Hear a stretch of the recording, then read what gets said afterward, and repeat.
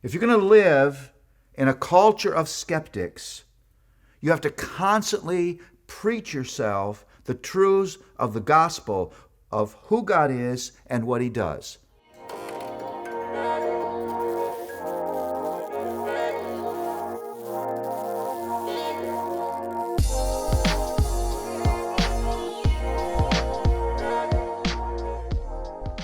Well, we're going to look at Psalm 3, and my title for Psalm 3 is Life Among the Skeptics.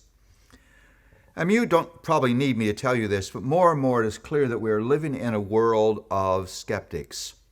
Our culture denies the existence of God. Our culture denies His moral commands. People of faith are growingly misunderstood and mocked. We're no longer in the center of culture, understood and esteemed as Christians. We're now a fringe community. Lots of misunderstanding and lots of fear about who we are and what we are. And so I love Psalm 3. Listen to Psalm 3. O Lord, how many are my foes? Many are rising against me. Many are saying of my soul, there is no salvation for him in God. Notice what the attack here. The attack is deeply spiritual. Why do you trust God? There is no salvation to be found in Him. Biblical faith is unnecessary. It's fueled by false hope that is built on a lie. And we're growingly going to face that attack of people who just don't understand why we believe, what we believe, and will think that we are a threat. So the question is, how do you live among the skeptics? Well, the answer is in this psalm. But you, O Lord, are a shield about me, my glory and the lifter of my head. I cried aloud to the Lord, and He answered me from His holy hill. I laid down and slept and woke again, for the Lord sustained me. If you're going to live in a culture of skeptics, you have to constantly preach yourself the truths of the gospel of who God is and what He does. Let me say that again. You have to be committed to constantly preaching the gospel to yourself. What does He say? God is my shield. God is my glory. God is the lifter of my head. You know, when you're upset, your head falls.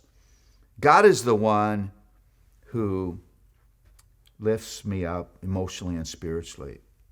God is the one who actually hears and answers my prayer.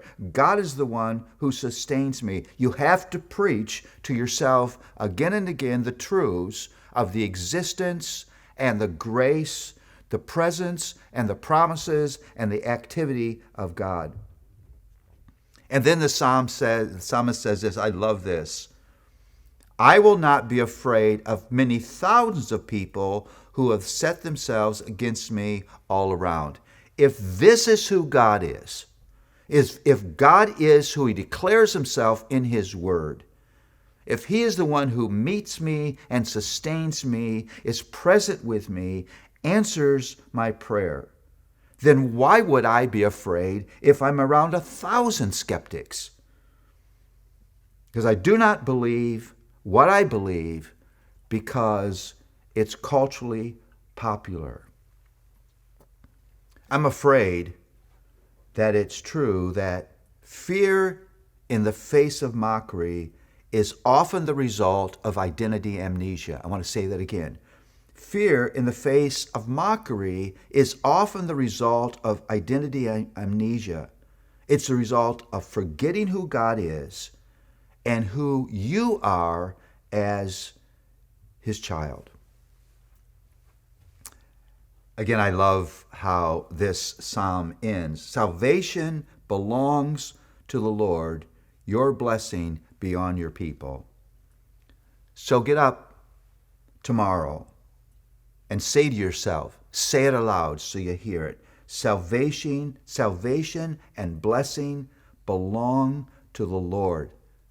And salvation and blessing is His gift to his people. If you're going to live in the culture you're now living in and not be racked with fear and doubt, you have to be committed to preaching to yourself the gospel of who God is and what he does on behalf of his people.